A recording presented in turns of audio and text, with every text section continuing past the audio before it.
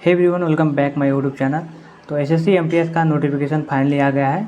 तो हम आज डिस्कस करने वाले हैं एसएससी एमटीएस के बारे में। इसका फॉर्म कब तक भरा जाएगा, लास्ट डेट क्या है और इसका एग्ज़ाम कब तक होगा, एज और इसका फिजिकल वगैरह सिलेबस सारा कुछ हम डिस्कस करने वाले हैं इस वीडियो में। तो अगर आप लोग 10th क्वालिफाइड कर लिए हैं तो ये आप लोगों के लिए एक अच्छा मौका है। तो चलिए इसका डिस्कस कर लेते हैं और आप लोग वीडियो को देखिएगा। तो जैसा कि इसका नोटिफिकेशन कल आ गया है और इसका फॉर्म अप्लाई होना स्टार्ट हो गया है 26 जून 2025 से और इसका लास्ट डेट रहना है 24 जुलाई 2025 तक। तो आप लोगों को फॉर्म जाके अपना जल्दी से भर देना है, आपको वेट नहीं करना है। लास्ट में आपका सारा डॉक्यूमेंट अगर कंप्लीट है तो जाके इस फॉर्म को भर दीजिएगा। आपका 24 जुलाई 2025 आपका लास्ट डेट है। एग्ज़ाम डेट इसका दिखा रहा है अभी 20 सितंबर से लेकर 24 अक्टूबर तक। तो आप लोगों का एग्ज़ाम वही सितंबर अक्टूबर में एग्ज़ाम होगा और लगभग में हो ही जाएगा इस डेट पे। तो ये आपका एग्ज़ाम डेट है।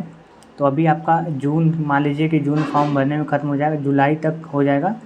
आपका अगस्त हो रहा है और सितंबर बच रहा है। तो आपको ज़्यादा टाइम नहीं मिला है, 2 से 3 महीने आपको टाइम मिलेगा, उतने में आप लोगों को स्टडी करना है अपना। तो अभी इसका एज का जान लेते हैं। तो एज के बारे में ये 18 से 25 आपका एज रहने वाला है। छूट वगैरह अपना देख लीजिएगा। और फिजिकल इसका ज़्यादा हार्ड नहीं है, फिजिकल सब नॉर्मल ही है। इसमें हाइट आपका मेल में 157 मांगता है, 157.5 सेंटीमीटर और फीमेल में मांगता है 152 सेमी, ठीक है। और इसका आपका वॉक टाइम दिया है जो कि मैन के लिए आपका 1600 मीटर है 15 मिनट में और वुमेंस के लिए है 1 किलोमीटर 20 मिनट में आपको वॉक करना है। तो ये फिजिकल आसानी से आप क्लियर कर सकते हैं। फिजिकल में कुछ नहीं है, आपका जो भी है एग्ज़ाम ही है। और चलिए अब हम सिलेबस डिस्कस कर लेते हैं। आई होप कि ये आप लोग समझ गए होंगे इसका क्वालिफिकेशन वगैरह, इसमें ज़्यादा कुछ है नहीं। तो अब चलिए डिस्कस कर लेते हैं हम आपका सिलेबस। तो सिलेबस आप लोगों को पता होगा कि इसमें 2 सेशन रहता है, सेशन 1 सेशन 2। आपका पूरा एग्ज़ाम 1.5 घंटे का रहता है। आप लोग एक बार सीट पे बैठेंगे तो आपको 1.5 घंटे के बाद ही उठेंगे।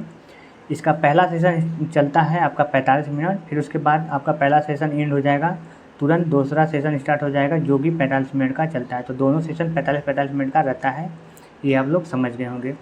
सेशन 1 आपका स्टार्ट होता है मैथ और रीजनिंग से, ठीक है। मैथ्स में आपका 20 क्वेश्चन मिलता है, मैथ्स में आपके 20 क्वेश्चन मिलते हैं और रीजनिंग के भी आपके 20 क्वेश्चन मिलते हैं। एक क्वेश्चन आपका 3 नंबर का रहता है। तो एक क्वेश्चन आपका 3 नंबर का रहता है, तो टोटल आपके 60 नंबर यहाँ पे बनते हैं। और सेम इसका भी रहता है, 20 क्वेश्चन है, एक क्वेश्चन 3 नंबर का, तो टोटल आपके नंबर 60 नंबर यहाँ पे भी आपके बनते हैं। तो ये आपका पहला आपका सेशन ये सिर्फ क्वालिफाइंग रहता है। आपको इसमें अगर आप लोग रीजनिंग का ही कर लेंगे तो आप क्वालिफाई हो जाएंगे। सिर्फ ये क्वालिफाइंग रहता है, आपको 17 क्वेश्चन के आसपास में करना रहता है। उतना आप लोग मैथ और रीजनिंग मिला के कर लेंगे तो आप क्वालिफाई कर जाएंगे। तभी आप अगर इसको क्वालिफाई करेंगे तभी आपका ये सेकंड पेपर चेक होगा, नहीं तो नहीं चेक होगा। तो इसको क्वालिफाई करना जरूरी रहता है, इसको आप क्वालिफाई करेंगे तभी आपका चेक होगा।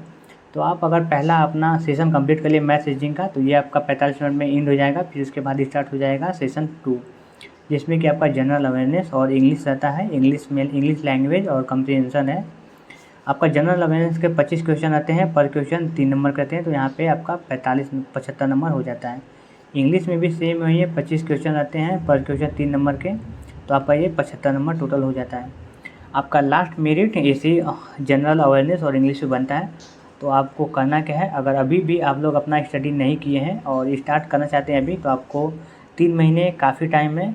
बस आपको डेली मैथ्स और डेली मैथ्स रीजनिंग को थोड़ा मोड़ा टाइम दीजिए, सबसे ज़्यादा टाइम जनरल अवेयरनेस और इंग्लिश को दीजिए। जैसे कि मान लीजिए अगर आप पर डे का 8 से 10 घंटे स्टडी करते हैं, नॉर्मल हम बता रहे हैं, अगर इससे अधिक करना चाहेंगे तो 2 घंटे और ऐड कर लेंगे, 12 घंटे ज़्यादा से ज़्यादा रहता है, उससे ज़्यादा नहीं कर सकते हैं।